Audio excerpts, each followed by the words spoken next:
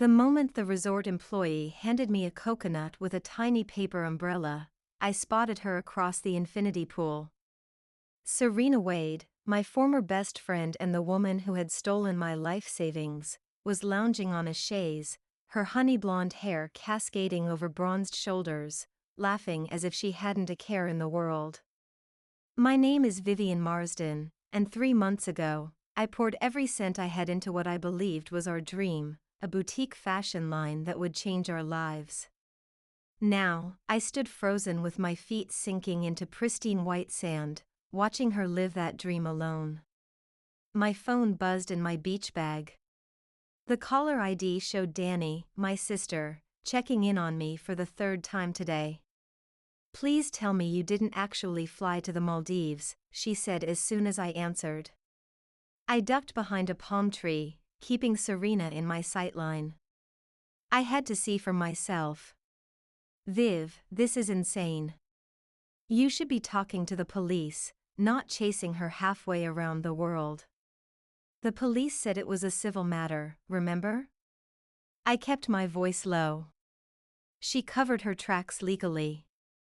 Made me sign those partnership papers that basically gave her control of everything. "This is dangerous. You have no plan, no." "I'll call you back," I said, my pulse quickening as Serena stood and gathered her things. "She's on the move." I ended the call despite Danny's protests and followed at a distance as Serena sauntered toward the resort entrance. Her white cover-up billowed in the ocean breeze, revealing glimpses of the designer swimsuit underneath. A swimsuit that likely cost more than what was left in my checking account. Rage and betrayal bubbled inside me like hot magma. I thought of the nights we'd stayed up planning our business, the way she'd held my hand when I voiced my fears, how convincingly she'd painted our future successes. My best friend of 15 years.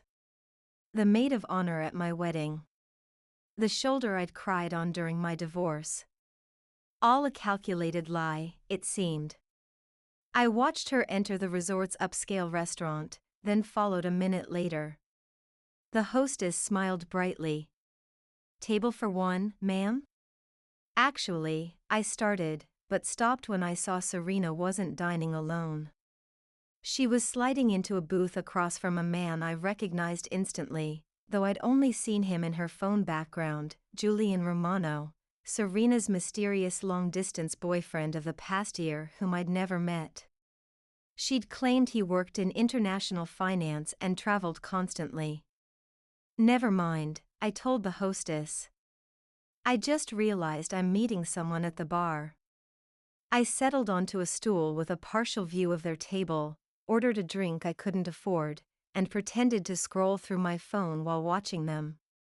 They were clearly celebrating something, the way Julian raised his glass in a toast, the way Serena threw her head back in laughter. Was this what my $175,000 had paid for? Their romantic getaway? As I nursed my overpriced cocktail, a heaviness settled in my chest. I had emptied my savings account, sold my car, even liquidated the investment portfolio my grandfather had left me, all to fund our dream. Serena had contributed far less, claiming she needed to maintain a safety net. I'd been too trusting, too eager to finally build something of my own after my divorce left me feeling like a failure. 2 weeks after the money transferred to our business account, Serena disappeared. The business account was emptied. Her apartment vacated. Her social media deactivated. She became a ghost, leaving nothing but the crushing weight of debt and betrayal in her wake. My bank flagged it as potential fraud, but when they saw my signature on all the documents, there was nothing they could do. The partnership agreement I'd signed, the one Serena had insisted was standard, gave her complete financial control. For simplicity, she'd said. I'd been naive. Stupid. Trusting. Now I was broke, living on my sister's couch, and had blown the last of my credit limit on this impulsive trip to confront her. Julian leaned across the table and brushed his thumb across Serena's cheek in a gesture so intimate it made my stomach turn. They were the picture of a couple in love, celebrating their ill-gotten gains at my expense. I ordered another drink, buying time while formulating a plan. Direct confrontation seemed like the obvious move, but what would that accomplish? She could simply deny everything, make a scene, have me removed from the resort. I needed leverage. Proof. Julian and Serena finished their meal, paid the bill, and rose to leave. I waited until they were almost at the door before following, keeping a safe distance between us. They strolled hand in hand along the wooden walkway that connected the various parts of the resort, eventually stopping at an overwater bungalow, the most exclusive accommodation the resort offered. I memorized the bungalow number and retreated, finding a bench with a view of their door. The sun was setting now, painting the sky in hues of orange and pink that would have been breathtaking under different circumstances. Instead, I felt only the cold grip of determination as I pulled out my phone and dialed the one person who might actually be able to help me. Marcus Blackwood, he answered on the third ring, his deep voice stirring memories I'd tried to suppress. "It's Vivian," I said, suddenly questioning the wisdom of calling my ex-husband. A pause. "Viv? Is everything okay?" "Not really," I admitted. "I need your help." "Legally." Marcus was silent for a moment. Our divorce 2 years ago had been amicable on paper but devastating in reality. He'd wanted to focus on his law career without the distraction of our marriage. I'd wanted a partner who viewed me as more than an afterthought. "Where are you?" he finally asked. "You sound different." "I'm in the Maldives." "You're what?" The surprise in his voice was almost comical. "Since when do you take exotic vacations?" "Since my best friend stole my life savings and I tracked her here." I gave him the condensed version: Serena's proposal, my investment, her disappearance, and my impulsive decision to confront her.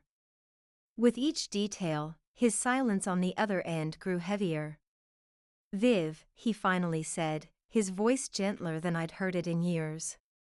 "This sounds serious. You need to be careful. Do you have proof that the money was stolen and not just mismanaged?" "She emptied the account and disappeared without a word, Marcus. She's living it up at a 5-star resort with her boyfriend." "What more proof do I need?" "Legally speaking?" "A lot more." "What does the partnership agreement say about fund management?" I sighed. "It gives her full control of all financial decisions." Jesus, Viv. Did you have a lawyer review that agreement before signing? The question stung because we both knew the answer. I would have asked him, once upon a time. "I trusted her," I said simply. His long exhale crackled through the phone. "Okay, here's what you need to do. Do not confront her directly. That could backfire spectacularly. You need evidence that she diverted company funds for personal use.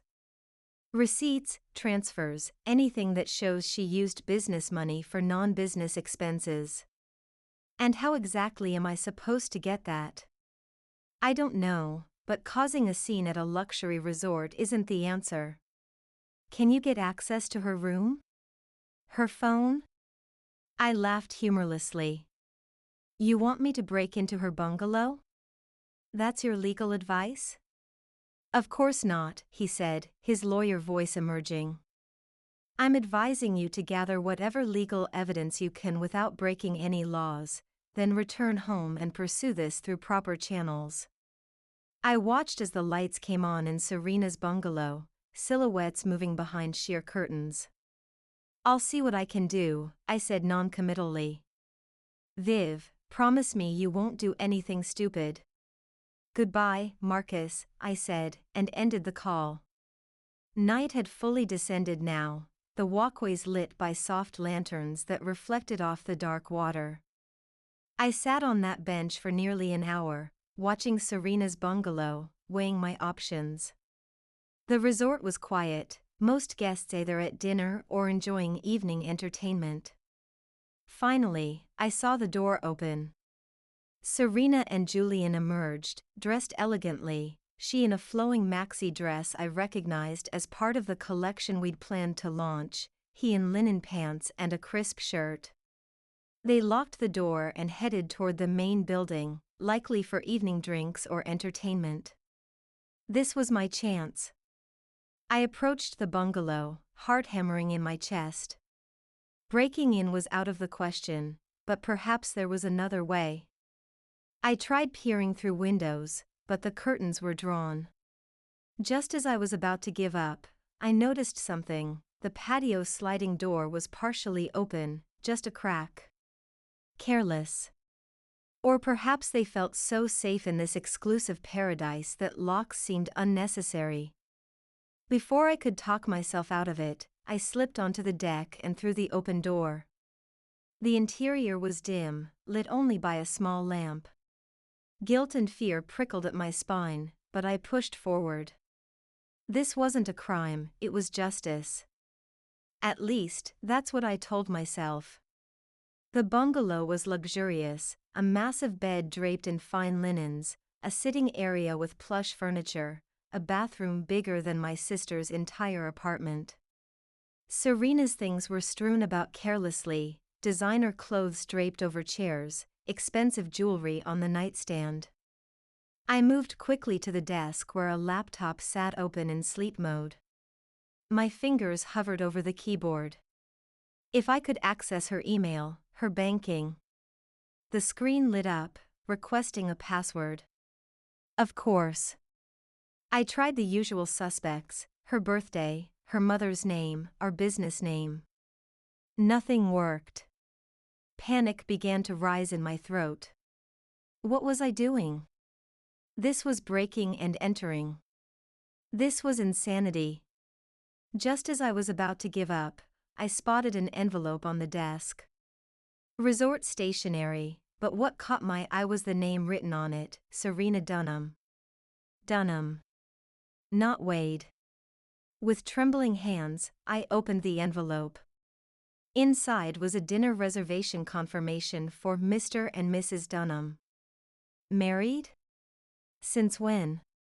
The sound of voices outside froze me in place. They were coming back. I quickly put everything back as I found it and slipped out the patio door, crouching behind a lounge chair just as the main door opened. Serena and Julian entered, laughing about something. I held my breath, waiting for them to move deeper into the bungalow before I could make my escape. Did you leave this door open? I heard Julian ask. I thought you closed it, Serena replied, sliding the patio door shut with a decisive click. I remained frozen, heart pounding so loudly I was certain they would hear it. The lounge chair provided minimal coverage. If either of them stepped onto the deck and looked down, I'd be caught. Through the glass, I could see them moving around the bungalow. Julian poured drinks while Serena kicked off her heels. They were so at ease, so comfortable with their stolen luxury. To us, Julian said, raising his glass. And to Vortex. 2 million in the first round. Not bad, babe. Serena clinked her glass against his. The investors loved your pitch. Our pitch, he corrected.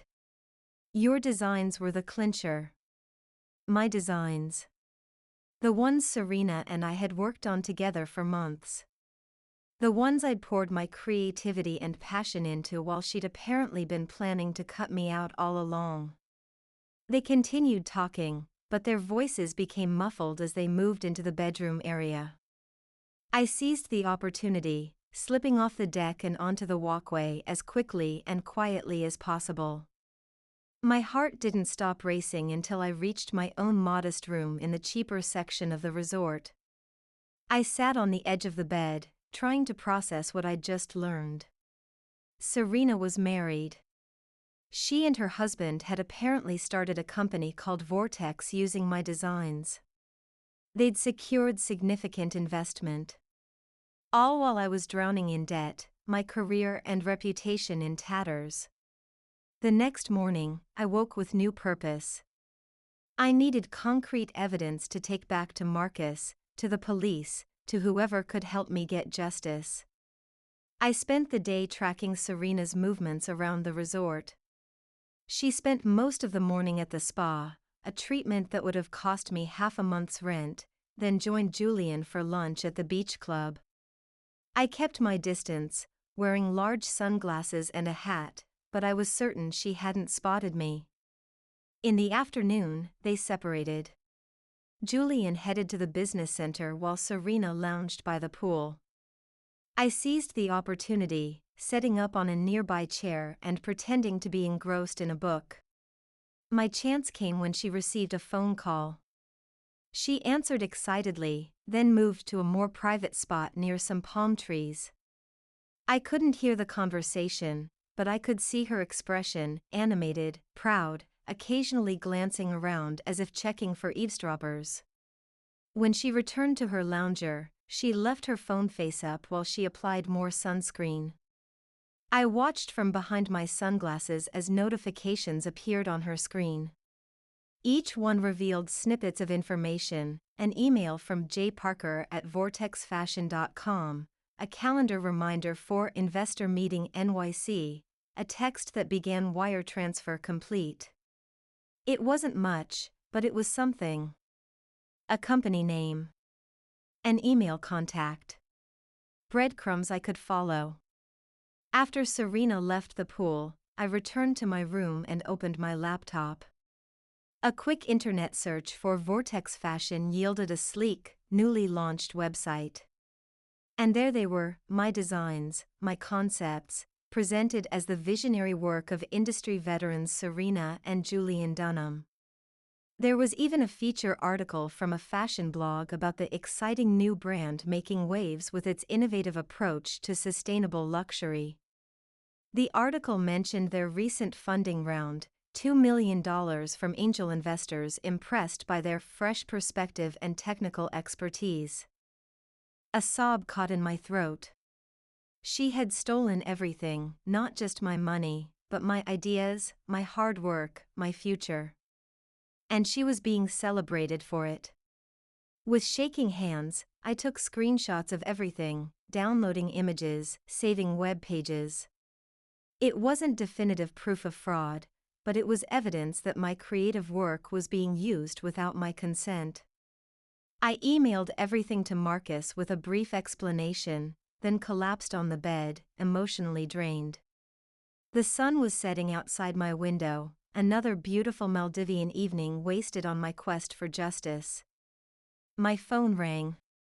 Marcus. I got your email, he said without preamble. This is better than nothing, but we need more. Bank statements, emails showing the transfer of funds, anything that directly ties her to the theft. I'm trying, I said, frustration evident in my voice. But it's not like she's going to hand over her financial records to me. No, but there might be another way. He paused. This Vortex company is incorporated, right? There should be public records. I can have my assistant look into it tomorrow. And if Serena and Julian leave before then? They could be gone tomorrow, off to another luxury destination with my money. Marcus was quiet for a moment. What's your plan, Viv? To confront her at the resort? Create a scene? Get yourself arrested for harassment? How does that help your case? The rational part of me knew he was right, but the wounded, angry part didn't care. She doesn't get to do this, Marcus. She doesn't get to steal my life and just enjoy paradise. I know you're hurt, he said, his voice softening. But rushing in without a strategy will only make things worse. Give me until tomorrow. I'll see what I can find. After we hung up, I sat on the balcony of my room, watching the resort come alive with evening activities. Somewhere down there, Serena and Julian were probably enjoying an expensive dinner, clinking glasses, celebrating their success, all built on my downfall. By midnight, sleepless and restless, I'd made a decision. I couldn't wait for Marcus's careful legal approach. I needed to confront Serena directly. Not out of impulse, but because seeing the look on her face when she realized she'd been caught might be the only satisfaction I'd ever get. I spent the next hour rehearsing what I would say, how I would remain calm and collected. I wouldn't cause a scene. I would simply let her know that I knew everything, that I had evidence, and that she could either make this right or face the consequences. Morning came with perfect blue skies that mocked my dark mood. I dressed carefully in the one nice outfit I'd packed, a white linen dress that had once made me feel confident and powerful. I needed every advantage for the confrontation ahead. I found them at breakfast, seated at a table overlooking the ocean. Serena was laughing at something Julian said, her hand resting casually on his. They looked like they belonged in a travel magazine, the perfect couple enjoying their perfect life. Taking a deep breath, I approached their table. "Hello, Serena," I said, my voice steadier than I'd expected. She looked up, confused at first, then shocked. The color drained from her face. "Vivian," she gasped.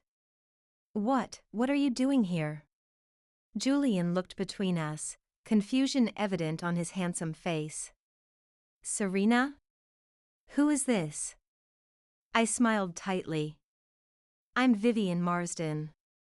Serena's former best friend and business partner. The one whose life savings are currently funding your vacation." Serena recovered quickly, her expression shifting from shock to cool composure.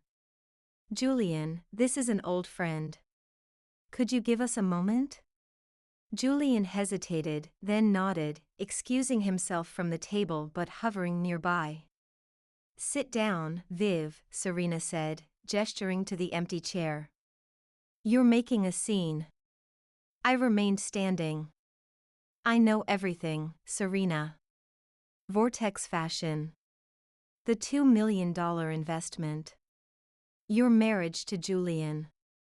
Did you plan it all from the beginning, or did the opportunity to betray me just present itself along the way?" She glanced around, clearly concerned about other guests overhearing. "Lower your voice. This isn't what you think." "No? You took my money, my designs, and disappeared. What part am I misunderstanding?"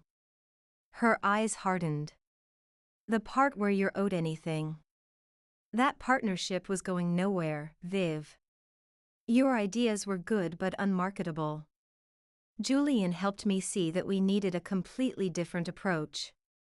So you stole from me. You stole my money and my work." "I salvaged what could be saved," she countered. "The money was already spent, your designs needed complete overhauls, the production costs were." "Stop lying," I cut her off. "I've seen the website. Those are my designs, barely modified." A flash of guilt crossed her face, quickly replaced by defiance. "Fine. But the business structure was my decision to make as the controlling partner. I made a call." "A call?"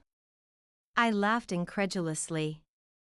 "You emptied our account, stole my intellectual property, and ghosted me. That's not a business decision. That's fraud." Julian approached cautiously. "Is everything okay here?" "Your wife stole $175,000 from me," I told him bluntly. "And my design portfolio.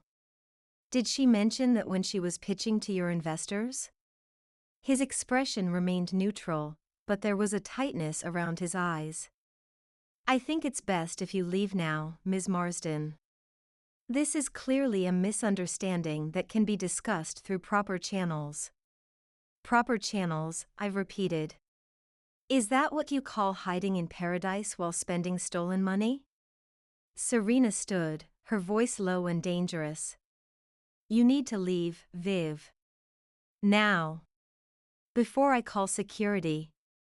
You can't hide forever, Serena. I've documented everything. The designs you stole, the company you created with my work, all of it. I'm not the only one who knows, I've shared everything with my lawyer. It wasn't entirely true, Marcus wasn't exactly my lawyer, but the bluff had its intended effect. Uncertainty flickered across Serena's face. Julian placed a hand on her shoulder. Let's continue this conversation somewhere more private. The three of us moved to a secluded seating area away from other guests. Julian took control of the conversation, his demeanor shifting to businesslike efficiency. Let's be clear about the facts, he said. You and Serena had a partnership. The agreement, which she signed, gave her control of financial decisions. She made decisions you disagree with. That's unfortunate, but not illegal. She emptied the account and disappeared, I countered. She's using my designs under a different company name without crediting or compensating me. The designs were created for the partnership, correct? And as a partner, she had rights to those designs. I clenched my fists. Not to steal them for a different venture that excludes me entirely. Julian shrugged. That's a matter for the courts to decide. If you really believe you have a case, why track us down here? Why not pursue legal channels? The question hit its mark. Why had I come? What did I really hope to accomplish? Before I could answer, Serena leaned forward. I know why.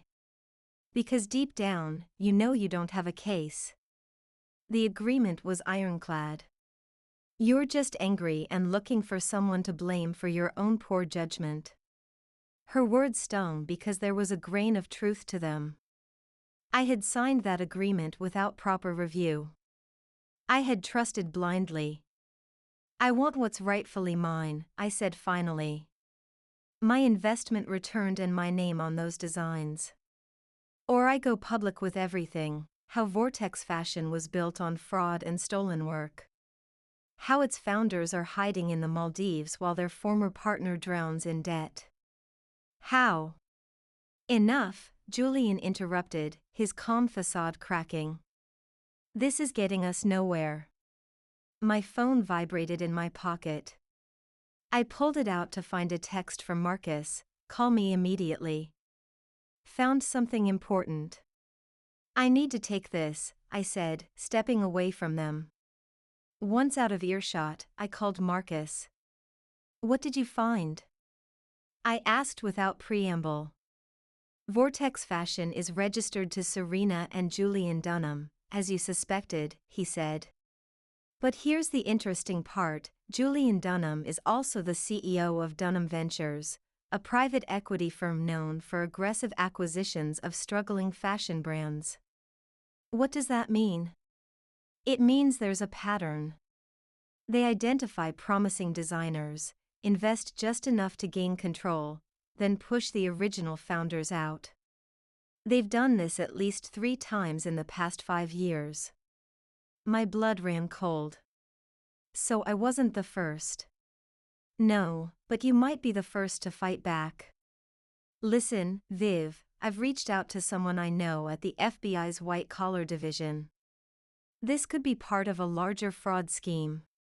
They're interested in speaking with you. The FBI? I repeated, loud enough that Serena and Julian looked over sharply. Yes. Don't confront them again. Just get back to New York as soon as possible. And Viv? Be careful. People who commit fraud at this level don't usually respond well to being caught. I ended the call and returned to Serena and Julian, a new confidence straightening my spine. That was my lawyer, I told them, stretching the truth. It seems you two have quite the history of defrauding business partners. The FBI is very interested in speaking with me about it. Julian's composed demeanor faltered. You're bluffing. Am I? Dunham Ventures. 3 previous designers pushed out after gaining control of their intellectual property. It's a pattern, Julian. And patterns are what investigators look for. Serena grabbed Julian's arm. We need to go. Now. I blocked their path. Running again, Serena? That worked the first time because I trusted you. I don't make the same mistake twice. Julian stepped toward me, his voice low and threatening. Move aside. Or what? You'll make a scene? Call security? Please do. I'd love to explain to the resort management and all these witnesses why I'm confronting you. I'm sure the business center has a printer. We could print copies of my evidence for everyone here. It was another bluff, but it worked. Julian stepped back, recalculating. What do you want? He asked finally. Everything. My initial investment returned. My name credited on all designs I created. And compensation for the time you've defrauded me of. Serena laughed bitterly. That's absurd. We don't have that kind of liquid cash available. I gestured around at the luxury resort. Really? Because you seem to be living quite comfortably on my stolen money. Julian pulled Serena aside, and they conferred in heated whispers. I caught snippets, not worth the risk, cut our losses, new approach anyway. Finally, they returned. We can return your initial investment, Julian said reluctantly. As a goodwill gesture, not an admission of wrongdoing. But your name on the designs is non-negotiable. Those have been registered under Vortex Fashion. And my compensation for lost time and opportunities? Out of the question, Serena snapped. You're lucky to get anything at all. I pretended to consider their offer, though inside I was elated. Getting my money back would save me from financial ruin, at least. The rest I could fight for later, with Marcus's help and the FBI's interest. I need it in writing, I said. A contract stating the amount, the timeline for payment, and an acknowledgement that the funds represent my investment in our original partnership. Julian nodded reluctantly. I'll have something drafted today. We agreed to meet that evening to sign the paperwork. As they walked away, I noticed how Serena's shoulders had lost their confident set, how Julian's steps were hurried rather than relaxed. I called Marcus immediately. They've agreed to return my investment, I told him. But they're refusing to credit me for the designs or pay compensation. Get the money agreement in writing, he advised. We can fight for the rest later. This is already better than I expected. They seemed rattled when I mentioned the FBI. Good. Keep that pressure on. But Viv, be careful. People like this aren't used to losing. That evening, I met Julian in the business center. He handed me a document that outlined the terms of our agreement, $175,000 to be wired to my account within 3 business days, in exchange for releasing them from any further claims related to our former partnership. I read it carefully, noting the deliberate vagueness about what the payment represented. There was no mention of the original partnership, no acknowledgement of wrongdoing. This isn't what we discussed, I said. There's no acknowledgement that this money represents my investment in our original business. Julian's smile was cold. Take it or leave it. This is a settlement offer, not a confession. I could see the calculation in his eyes. He was betting I needed the money too desperately to walk away. He was right. I signed the document, took my copy, and watched him leave with his. Despite the compromise, I felt a small victory. I would get my money back. I could rebuild. And with the FBI interested in their pattern of behavior, this might not be the end of the story. Back in my room, I called Marcus to update him, then began packing for my flight home the next day. My phone pinged with a notification, a new email from an address I didn't recognize. The subject line read, Serena Wade and Julian Dunham. Inside was a brief message, I was their victim too. I have documentation that could help your case. Meet me at the beach bar in 30 minutes if you're interested. I stared at the email, suspicion and hope warring within me. Was this legitimate, or a trap set by Serena and Julian to lure me into a compromising situation? After some deliberation, I decided to go, but with precautions. I forwarded the email to both Marcus and Danny with a note explaining where I was going. I also called the front desk to inform them I was meeting someone at the beach bar and would like a resort staff member to check on me in an hour. The beach bar was relatively quiet when I arrived.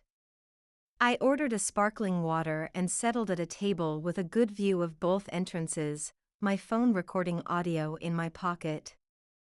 10 minutes later, a woman in her early 30s approached my table. "Vivian," she asked tentatively. I nodded, gesturing for her to sit. "I'm Lydia Kim," she said, her voice soft but determined. "I was Serena's partner 2 years ago. She did the same thing to me, took my designs, my money, and disappeared. I've been following their activities ever since, gathering evidence." My heart raced. "How did you find me?" "I didn't. I found them. I've been tracking their movements, waiting for a chance to confront them. Then I saw you arguing with them this morning and recognized the situation immediately."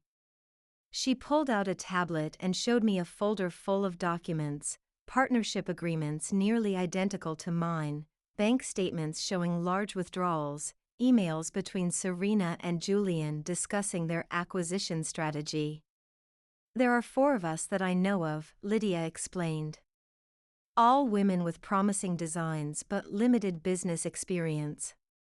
All approached by Serena with promises of partnership. All left with nothing while they built their empire on our work." I felt sick. "Have you gone to the authorities?" I tried, but it was always my word against theirs, and the paperwork was technically legal. But together, with multiple victims showing the same pattern. She trailed off, her meaning clear. "There's an FBI agent waiting to talk to me when I get back to New York," I told her. "Would you be willing to share your evidence with them?" Lydia's smile was grimly satisfied. "That's why I'm here. I want them stopped." We spent the next hour comparing notes, our stories so similar it was eerie. Serena's approach, the friendship, the trust building, the legal maneuvering, all executed with precision each time. As we were finishing our conversation, my phone buzzed with a text from an unknown number. "The payment has been processed. This concludes our business. Do not contact us again. JD." I showed Lydia the message. "At least you're getting your money back," she said. "That's more than the rest of us got." I nodded, but something felt off about the message. It was too abrupt, too final. And why would Julian text me from an unknown number when he had my contact information? As if sensing my unease, Lydia said, "They're probably already planning their exit. Once they know someone's onto them, they disappear. They'll abandon Vortex Fashion and start over with a new name, new targets." "Not this time," I said with determination. "This time we have evidence, multiple witnesses, and the FBI's attention." We parted ways after exchanging contact information, promising to coordinate our efforts once back in the States. As I walked back to my room, I felt simultaneously exhausted and energized. The confrontation had gone better than I dared hope, and finding Lydia felt like a sign that justice might actually be possible. My flight wasn't until the following evening, so I decided to spend my last day at the resort actually enjoying it. I deserved at least a few hours of the luxury vacation I was paying for. I was floating in the infinity pool, eyes closed against the bright sun, when a shadow fell across my face. I opened my eyes to find Serena standing at the pool's edge, alone. "I thought you'd be gone by now," she said, her voice oddly subdued. I stayed where I was, floating just out of her reach. "My flight's tonight." She nodded, wrapping her arms around herself despite the heat. "I wanted to talk to you. Alone." "Why?" "So you can threaten me? Try to talk me out of going to the FBI?" "So I could apologize," she said, surprising me. "Not that it changes anything. But for what it's worth, I am sorry, Viv." I stood up in the pool, water streaming off me as I regarded her skeptically. "You're sorry you got caught, you mean?" "I'm sorry I hurt you," she corrected. "Julian, this whole thing was his idea. He saw your designs at that showcase last year and targeted me to get to you. He's done this before." I laughed incredulously. "And you expect me to believe you're just another victim?" "I found Lydia Kim, Serena. I know all about your pattern." Something flickered in her eyes, fear, guilt, I couldn't tell which. "Lydia reached out to you?" "She found me." "Seems you've left quite a trail of destruction." Serena looked around nervously. "Julian can't know I'm talking to you. He's dangerous, Viv. More than you realize." "Save it," I said, climbing out of the pool and reaching for my towel. "You're not pinning this all on him. You lied to my face for months. You took my money, my work, my trust, and you enjoyed doing it. I saw you laughing yesterday, celebrating your success." She grabbed my arm as I tried to walk past her. "Listen to me. Julian's made arrangements to leave tonight, not tomorrow. He's spooked by the FBI mention. Whatever you're planning, do it now. Once he's gone, you'll never find him." I pulled my arm free. "Why are you telling me this?" "Because maybe some part of me regrets what we did," she said, her voice barely audible over the gentle lapping of pool water. "Not enough to go down with him, but enough to warn you." I studied her face, searching for deception but finding only calculated self-preservation. The Serena I knew was gone, replaced by this stranger wearing her features. "If you're really sorry, testify against him," I challenged. "Make it right." She laughed bitterly. "And go to prison?" "No thanks. I've given you a head start, that's all I can offer." Before I could respond, Julian appeared at the edge of the pool area, his eyes narrowing when he spotted us together. Serena's expression shifted instantly, a mask of composure sliding into place. "We're leaving now," he called to her, his tone leaving no room for discussion. She gave me one last look, not of remorse, but of warning, before walking away. I immediately called Marcus, then the front desk to request security. Within hours, the resort buzzed with police, Julian and Serena detained while attempting to board a private seaplane without proper checkout. 3 months later, I sat in a federal building in Manhattan, giving my final statement.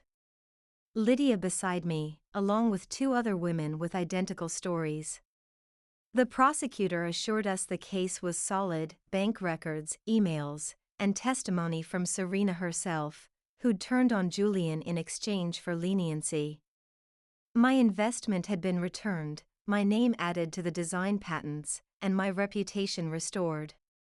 The fashion industry, which loves nothing more than scandal, had embraced me as a resilient survivor rather than a naive victim. That evening, I met Marcus for dinner, our fourth such meeting since my return.